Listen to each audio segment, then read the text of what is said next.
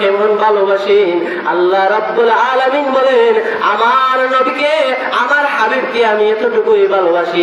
আমার হাবিবকে ভালোবেসে আমি আমার হাবিবকে সব সময় আমি সাথে রাখছি। আমার নাম দিয়েছি লা ইলাহা ইল্লাল্লাহ, এরপরে দিয়েছি মুহাম্মাদুর রাসূলুল্লাহ। আমার নামের মধ্যে 12টা অক্ষর থাকে, আমার হাবিবের নামে 12টা অক্ষর দিয়েছি। আমার নামের সাথে যে অক্ষরগুলা লাগাইছে এই অক্ষরের মধ্যে কোনো নকতা নাই, কোনো নকতা নাই। আমার হাবিবের নামে কোনো নকতা নাই, কোনো নকতা নাই। সুবহানাল্লাহ। নবী নবী বলে আর কত কাল আমি কাঁদব, নবীর ছোঁয়া পেলে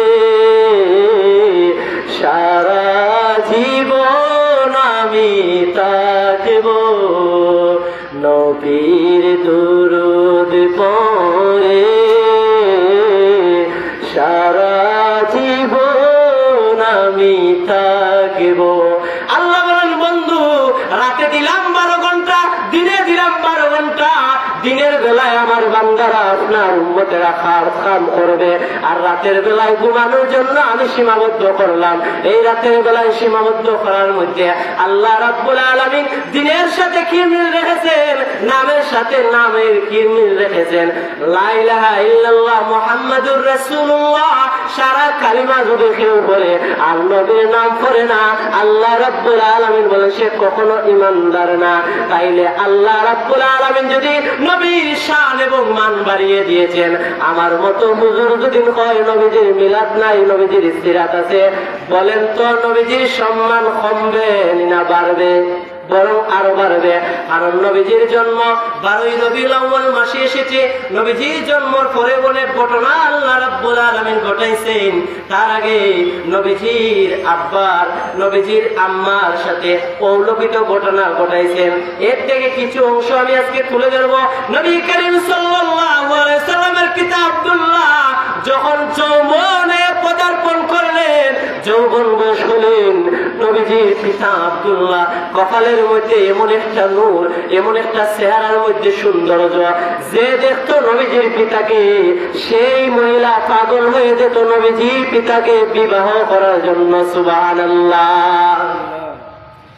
এইবার আব্দুল্লাহ যখন রাস্তা দিয়ে হাঁটতেন, আমাদের সমাজে দেখা যায় ছেলে এবং মেয়ে, মেয়ে এবং ছেলে, যদি কোনো ছেলে কোনো মেয়েরে পছন্দ করে, ছেলে কিন্তু মেয়ের বাড়ি প্রস্তাব দেয়। কিন্তু নবীজির পিতা এত সুন্দর ছিলেন, নবীজির পিতার আদর্শ দেখে, নবীজির পিতার সৌন্দর্য দেখে মক্কার শহরে যত মহিলা, যত সুন্দরী নারীরা ছিল, তিনার কপালের মধ্যে এমন একটা নূরে জলমল জলমল করত।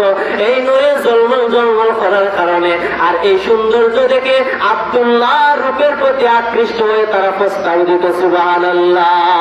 নবী আমার, নবীজির পিতা আব্দুল্লাহ মক্কার শহরে হেঁটে হেঁটে যাচ্ছেন। সুন্দরী মহিলা, সুন্দরী নারী দেখা, সুন্দরী নারী আব্দুল্লাহকে বললেন, আব্দুল্লাহ তোমার কুরবানির জন্য 100 উট দিয়েছিলাম, মানছিলা। আব্দুল্লাহ রে, আমি 100 উট কুরবানি করে দিব, বিনিময় তুমি আমারে তুমি বিবাহ করো। আব্দুল্লাহ বললেন, না, আমি বিবাহ এভাবে করতে পারবো না। আমার ফ্যামিলির সাথে প্রস্তাব দিয়ে তোমার গার্জিয়ান এবং আমার গার্জিয়ান নিয়ে যাও। এইভাবে মহিলারা যখন আব্দুল্লাহকে প্রস্তাব দিতেন, এক এক জেনেকে এবার বলতেন, শুধু নবী করিম সাল্লাল্লাহু আলাইহি সাল্লামের নূর মুবারক যেন আব্দুল্লাহর কপালে ছিলেন, এর কারণে শুধু প্রস্তাব দিতেন। সুবহানাল্লাহ। নবী আমার, এই নবীর পিতা আব্দুল্লাহর কপালে যখন নূরে মুহাম্মদ সাল্লাল্লাহু আলাইহি সাল্লাম দেখা যেত, অনেক সুন্দরী নারীরা প্রস্তাব দিত, তিনি কোন প্রস্তাবে রাজি হতেন না। এদিকে নবীজির পিতা আব্দুল্লাহ যখন বিবাহর বয়স হয়ে গেল, যৌবনকালে যখন পদার্পণ করলেন, আব্দুল্লাহ এবার যৌবনকালে যখন বিবাহর সমবয়সী হলেন, বিবাহর যোগ্য হলেন, দেখা যায় খালি প্রস্তাব আর প্রস্তাব আসে। এইদিকে আব্দুল মুত্তালিব এক কথায় বিরক্তিকর খালি প্রস্তাব আসতেছে। আব্দুল মুত্তালিব এবং এদিকে মা আমেনার পিতা যার নাম ওয়াহাব জুহরি আর আমেনা, তারা পিতা এবং মেয়ে। এইবার মেয়ে আমেনাও যখন যৌবনকালে পদার্পণ করলেন, এদিকে আব্দুল্লাহ বিবাহর বয়স যখন হলো, আমিনাও বিবাহর বয়স হলো।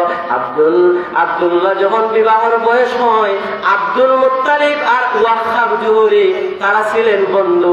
এইবার মা আমেনার পিতা ওয়াহাব জুহরিকে মা আমেনা একদিন বললেন, আব্বাজান, আমি যখন রাস্তা দিয়ে নির্জনে হেঁটে যাই, আমি যখন একা যাই, আমি যেন কিসের একটা আওয়াজ শুনি, আমাকে কে যেন বলে সালাম নবীর সরদারিনী, সালাম নবীর মা জননী, সালাম আব্দুল্লাহর